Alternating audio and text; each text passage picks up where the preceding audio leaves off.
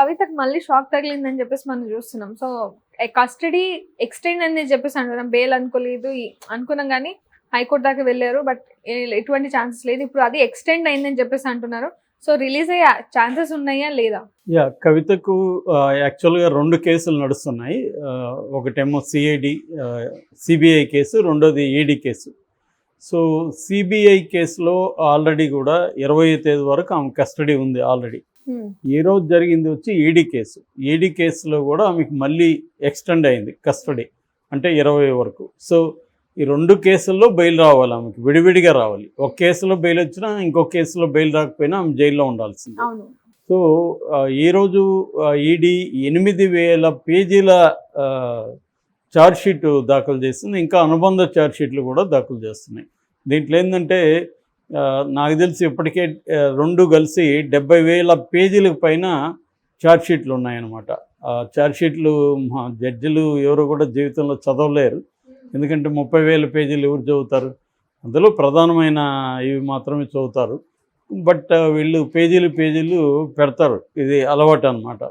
అలాగా ఈడీ ఒక 30 పేజీలు, సిబిఐ ఒక 25,000 పేజీలు, అదొక 30,000 పేజీలు, ఇలాగా 1000 పేజీలు పెట్టారు. ఇప్పుడు ప్రజెంట్ ఈమె కేసులో 8,000 పేజీలు చేసింది. ఇంకా కూడా అనుబంధ ఛార్జ్షీట్ కూడా వేస్తామని చెప్పింది.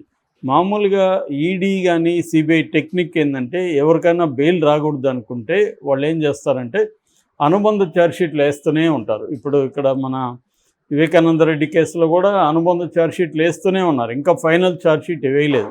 అంటే వాళ్ళ కేసుని డ్రాగ్ ఆన్ చేయాలనుకుంటే వాళ్ళు ఫాలో అయ్యే టెక్నిక్ ఇదనమాట. మామూలుగా ఇండియాలో ఐపీసీ ప్రకారం, సిఆర్పిసి ప్రకారం క్రిమినల్ జస్టిస్ సిస్టంలో ఏంటంటే 60 నుంచి 90 రోజుల లోపల కానీ ఛార్జ్షీట్ వేయకపోతే డిఫాల్ట్ బెయిల్ ఇవ్వచ్చు అనేది చట్టం ఉంది. కానీ కోర్టులు దాని కింద ఇవ్వకుండా వీళ్ళు ఏం చేస్తుంటారంటే ఇంకా విచారణ అవసరం ఉంది, ఈ అనుబంధ ఛార్జ్షీట్ వేస్తున్నాం, ఇంకొన్ని విషయాలు తెలియాల్సి ఉంది అని చెప్పి వాళ్ళు టైం తీసుకుంటూ ఉంటారు. ఆ మధ్య కూడా సుప్రీంకోర్టు హేమంత్ సొరేన్ అసిస్టెంట్కి సంబంధించి ఒక కేసులో ఈడీని ప్రశ్నించింది, విసుక్కునింది కూడా. అంటే కొంత ఈడీ మీద ఒక రకమైన విసుగు కూడా ప్రదర్శించింది. అంటే ఏంటి మీరు అతనికి డిఫాల్ట్ బెయిల్ రానియకుండా చేయడానికి మీరు అనుబంధ ఛార్జ్షీట్లు వేస్తూనే ఉన్నారా అనేది కూడా ఈడీని అడిగింది. సో ఇది రొటీన్గా చేస్తూ ఉంటారు. ఎవరైనా ప్రముఖులు ఉన్నప్పుడు మాత్రమే కనీసం వాళ్ళకి పెద్ద అడ్వకేట్లు ఉంటారు కాబట్టి ప్రశ్నిస్తుంటారు. మామూలు పీపుల్ అయితే అది ప్రశ్నించే స్తోమత కూడా ఉండదు. అందుకనే మనకి 70-80% ఖైదీలు జైళ్ళల్లో వాళ్ళకి శిక్ష పడకుండానే నిర్దోషులు కానీ జైళ్ళల్లో సంవత్సరాల తరబడి కూడా ఉంటారన్నమాట. దీనికి ప్రధాన కారణం ఏంటంటే కోర్టుల్లో వీళ్ళు తేల్చరు. ఇన్వెస్టిగేటివ్ ఏజెన్సీ తేలిస్తే త్వరగా అవుతాయి. అందుకని కేసులు కూడా మనకి దాదాపు 5 కోట్ల కేసులు పెండింగ్లో ఉన్నాయి. సుప్రీంకోర్టులో 55,000 కేసులు పెండింగ్లో ఉన్నాయి. ఇవన్నీ ఎందుకు ఉన్నాయంటే రకరకాల కారణాలు. అందులో ఒక కారణం ఇన్వెస్టిగేటివ్ ఏజెన్సీలు త్వరగా చేయరు. వాళ్ళని అడిగితే వాళ్ళ సమస్యలు వాళ్ళు చెప్తారు. మాకు కేసులు ఎక్కువ ఉంది, స్టాఫ్ తక్కువ ఉంది, మేము చేయలేము అనేది వాళ్ళు చెప్తుంటారు. బట్ దీంట్లో రాజకీయ కోణం కూడా ఉంటుంది. ముఖ్యంగా ఇలాంటి వాళ్ళని ఏంటంటే ఎక్కువ కాలం జైల్లో పెట్టాలంటే రాజకీయ కోణం ఏంటంటే వాళ్ళని బయటికి తీసుకురాకూడదంటే ఛార్జ్షీట్లు వేస్తూ ఉండాలి. సో అలాగా కవితకి రేపటితో 2 నెలలు అవుతుంది. ఎందుకంటే March 15th ఆమెను అరెస్ట్ చేశారు. 10 రోజులు కస్టడీలో పెట్టుకున్నారు. మధ్యలో మళ్ళీ సిబిఐ 3 రోజులు కస్టడీలోకి తీసుకుంది. ఓవరాల్గా ఆమె 2 నెలల నుంచి ఇటు ఇన్వెస్టిగేటివ్ ఏజెన్సీల కస్టడీ కావచ్చు, తిహార్ జైల్లో ఉమెన్ ప్రిజన్ కావచ్చు, మొత్తానికి ఆమె అక్కడే ఉంది. అయితే ఇప్పుడు బెయిల్ వచ్చే అవకాశం ఉందంటే ఆల్రెడీ రౌస్ అవెన్యూ కోర్టులో బెయిల్ రిజెక్ట్ అయింది. ఇప్పుడు హైకోర్టుకి వెళ్తున్నారు. హైకోర్టులో ఖచ్చితంగా రిజెక్ట్ అవుతుంది. ఎందుకంటే పిఎంఎల్ఏ చట్టం నేను ఆల్రెడీ చాలాసార్లు చెప్పాను. పిఎంఎల్ఏ చట్టం అనేది వెరీ రిగరస్గా ఉంటుంది. అందులో ట్విన్ కండిషన్స్ మీట్ అవ్వాలి. అంటే ఆ ముద్దాయి నేరం చేయలేదని జడ్జి నమ్మితే కానీ బెయిల్ ఇవ్వలేని పరిస్థితి. సో రెండోది ఏంటంటే ప్రాసిక్యూషన్ గట్టిగా అపోజ్ చేసే హక్కు ఉంటుంది. ఎంతసేపు అయినా ప్రాసిక్యూషన్ ఆర్గ్యూ చేయొచ్చు. కాబట్టి ఇటువంటి కండిషన్స్ ఉన్నాయి కాబట్టి ఈమెకు బెయిల్ వచ్చే అవకాశం లేదు.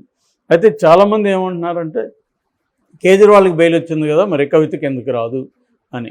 నిజానికి కేజ్రీవాల్కి ఒక అసాధారణమైన పరిస్థితులు ఇచ్చారు. బట్ అసాధారణమని సుప్రీంకోర్టు ఒప్పుకోవట్లేదు.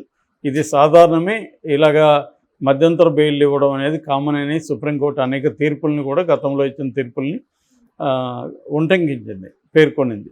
కాబట్టి సుప్రీంకోర్టు ప్రధానంగా కేజ్రీవాల్కి ఎందుకు ఇచ్చిందంటే ఈ 2022లో ఈ ఈసీఐఆర్ అంటారు వాళ్ళు, ఈడీ పెట్టే ఎఫ్ఐఆర్ని ఈసీఆర్ పెట్టి 2020 1.5 year అయింది. 1.5 year మీరు ఎందుకు అరెస్ట్ చేయలేకపోయారు? So that is one thing. Second thing, ఆయన్ని 9 సార్లు పిలిచినా కూడా ఆయన విచారణకు రాలేదంటే అది నెగిటివ్ పాయింట్ అని కూడా కోర్టు అనింది. ఆయన విచారణకు వచ్చి ఉండాలి, రాలేదు. అయినా కూడా మీరు అరెస్టు ఇంతకాలం ఎందుకు చేయలేదు? ఇప్పుడే ఈ టైమింగ్ ఏంటి?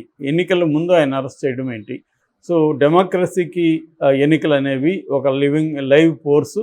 సో విశ్వేవా అని కోట్ చేశారు, లాటిన్ వర్డ్ కూడా. సో అటువంటి లైవ్ ఫోర్స్కి ఒక నేషనల్ పార్టీ అధ్యక్షుడిని జైల్లో పెట్టి ఆ పార్టీ విన్నింగ్ అవకాశాలను దెబ్బతీయడం కరెక్ట్ కాదు అని చెప్పి ఎన్నికల ముందు వరకు ఇది ఇస్తున్నట్టుగా, బెయిల్ ఇస్తున్నట్టుగా చెప్పారనమాట. ఎన్నికలు మే 25 ఉన్నాయి. రిజల్ట్కి ముందు జూన్ 1 వరకు ఆయనకి బెయిల్ ఉంటుంది. జూన్ 2న ఆయన సరెండర్ అవ్వాలి. సో అందువల్ల ప్రత్యేకంగా ఇచ్చారు. అయితే ఇదే కారణాలతో హేమంత్ సోరెన్ కూడా పిటిషన్ వేశాడు సుప్రీంకోర్టులో. ఆయన తరఫున కపిల్ సిబాల్ ఆర్గ్యూ చేస్తున్నాడు. సో హేమంత్ సోరెన్ కూడా నాకు కూడా ఎన్నికలు ఉన్నాయి, నాకు కూడా ఇవ్వండి అని అడిగారు. బట్ అది ఇంకా సాధ్యం కాలేదు. 17కి పోస్ట్పోన్ చేశారు. సో 17 ఏమన్నా ఆయనకి ఇస్తే ఆయన కూడా ఎన్నికల్లో పార్టిసిపేట్ చేసే అవకాశం ఉంది.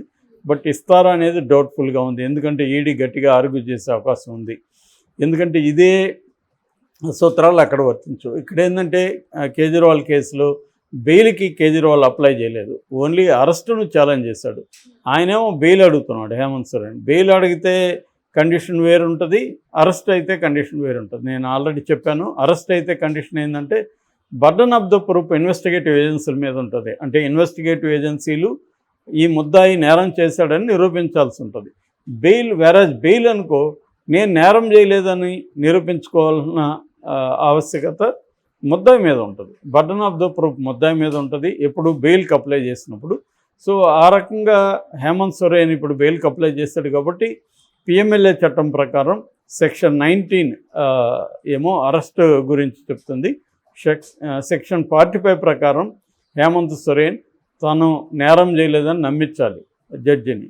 అది పెద్ద వ్యవహారం అవుతుంది. పబ్లిక్ ప్రాసిక్యూటర్ కూడా చాలా స్ట్రాంగ్గా అపోజ్ చేస్తారు.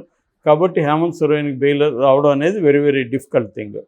సో ఒకవేళ హేమంత్ సోరెన్కి కూడా వస్తే అప్పుడు కొంత కవితకు కూడా ఛాన్స్ ఉండే అవకాశం ఉంది. ఎందుకంటే ఈడీ కేసుల్లో ఇట్లా మధ్యంతర బెయిల్ ఇవ్వడం మొదలు పెడితే సుప్రీంకోర్టు, ఇంకా దీంట్లో చాలామంది కూడా వచ్చే అవకాశం ఉంది. అప్పుడే అన్నారు, కేజ్రీవాల్కి బెయిల్ ఇస్తే ఇది ఒక ప్రెసిడెంట్గా మారే అవకాశం ఉంది, ఆయన ఇదే బెయిల్ని మాకు కూడా ఇవ్వండి అని అనేక మంది అడిగే అవకాశం ఉందనేది అప్పుడు చెప్పారనమాట. సో ఆ రకంగా తీసుకున్నప్పుడు కవిత కూడా అడిగే అవకాశం ఉంది. కానీ ఫస్ట్ అయితే కవిత ఇప్పుడు బెయిల్కి వేసింది కాబట్టి సుప్రీంకోర్టుకి డైరెక్ట్గా వెళ్ళే అవకాశం లేదు. సుప్రీంకోర్టుకి డైరెక్ట్గా వెళ్తే ట్రయల్ కోర్టులో పోయి ట్రై చేసుకుంటారు. సో లేదు, ట్రయల్ కోర్టు అయిపోయింది కాబట్టి హైకోర్టుకి వెళ్ళమంటారు. డైరెక్ట్గా సుప్రీంకోర్టు బెయిల్ని పిటిషన్ని యాక్సెప్ట్ చేసే పరిస్థితి కూడా ఉండదన్నమాట. అరెస్టు ఛాలెంజ్ కాబట్టి అది యాక్సెప్ట్ చేసింది. అందుకని ఇప్పుడు వీళ్ళు పద్ధతి ప్రకారం వెళ్ళాలి, కింద నుంచి rows avenue court, high court, supreme court అలా వెళ్ళాలి. ఇప్పుడు ఒకటి అయిపోయింది, రౌస్ అవెన్యూ కోర్టు, హైకోర్టుకి వెళ్ళింది. హైకోర్టులో తేలితే ఈమెకు బెయిల్ వస్తుంది, లేదంటే మళ్ళీ ఈమె సుప్రీంకోర్టుకి వెళ్తుంది. నాకు తెలిసి ఈమెకైతే ఇప్పుడు బెయిల్ వచ్చే అవకాశం లేదు. నేను చాలాసార్లు చెప్పాను కూడా అది. ఒకే ఒక కండిషన్ ఏంటంటే ఆమె పిఎంఎల్ఏ కింద ఉమెన్ ప్లస్ ఆమెకు మహిళలకు ఉండే కొన్ని సమస్యలు ఉన్నాయని కూడా ఆమె చెప్తుంది కోర్టుకి.